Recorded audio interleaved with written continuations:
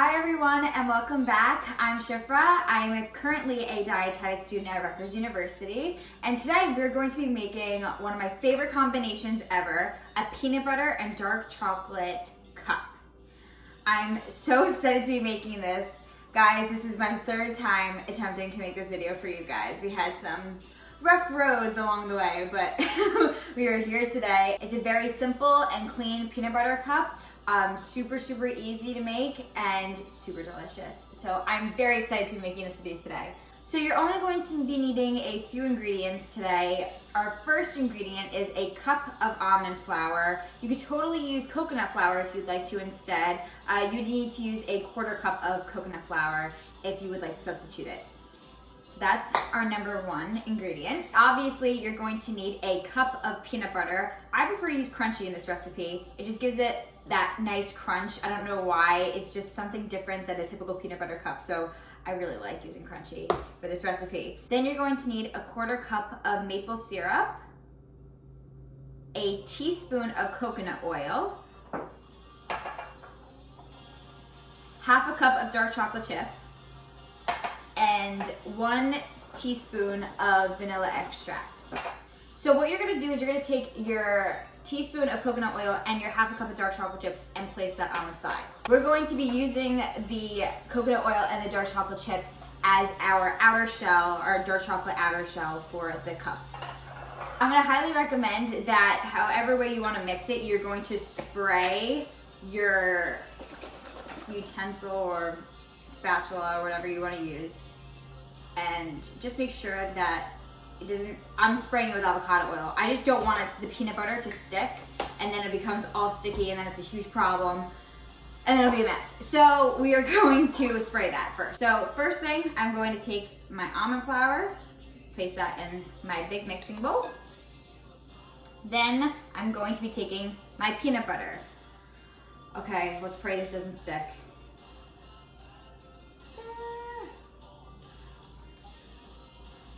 Okay, good.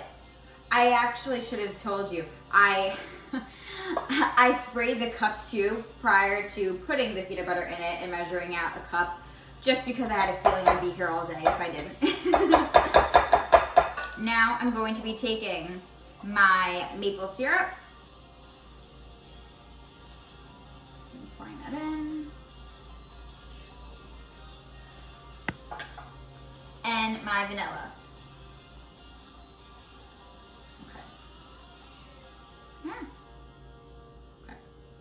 Alright, so you're going to try to get it into a batter-like consistency. Okay, so now what we're gonna do is we're going to be making little squares out of them. You can totally do different shapes, any shape you really want, but I'm just finding that the more square-like they are, or like circle-like they are, it's easier to dip them in the chocolate afterwards. Okay, they're kind of coming out square circle-like. I don't know why, they're not really holding a shape today, but either way will work as long as you can dip it into the chocolate, whatever is easiest for you. Some people even like to pat it down like an egg shape. Last time I did that, it was kind of hard to dip into the chocolate and make sure the chocolate went all the way around the egg-like shape, so that's why today I'm going to be doing square circle-like. I'm just gonna keep doing this until all of my batter is on to the tray. Between the peanut butter and the almond flour, you're getting a great source of healthy fats right there, a high in protein dessert, and of course, super yummy.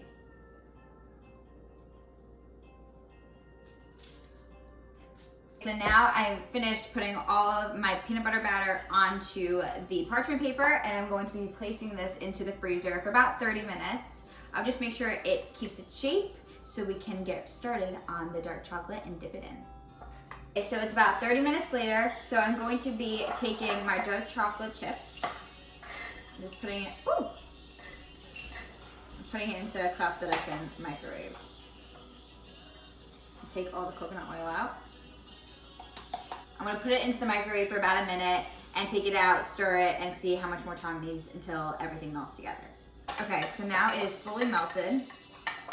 So my suggestion is to take 2 big spoons And you're just gonna take one of your peanut butter balls, squares, whatever shape you decide, and put it in and just kind of twirl it in.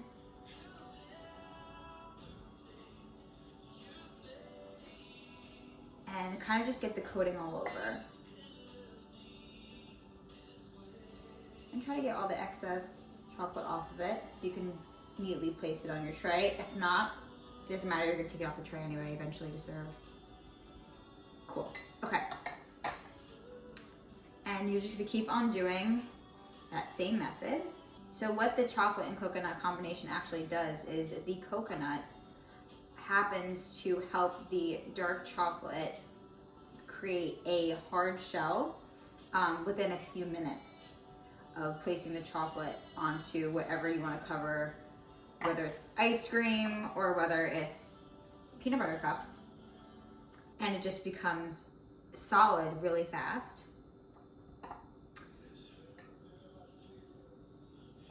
So after I'm done coating all these in chocolate, I suggest you put this back into the freezer for about 15 minutes just to make sure it's hardened, even though the coconut oil will help with that.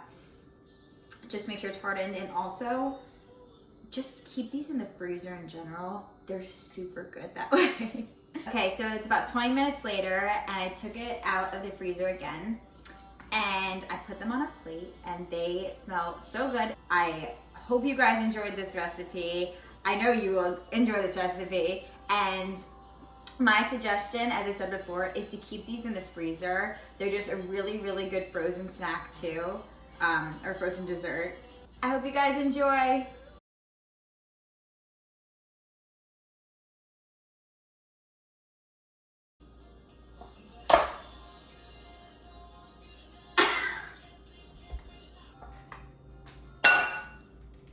That would have been bad.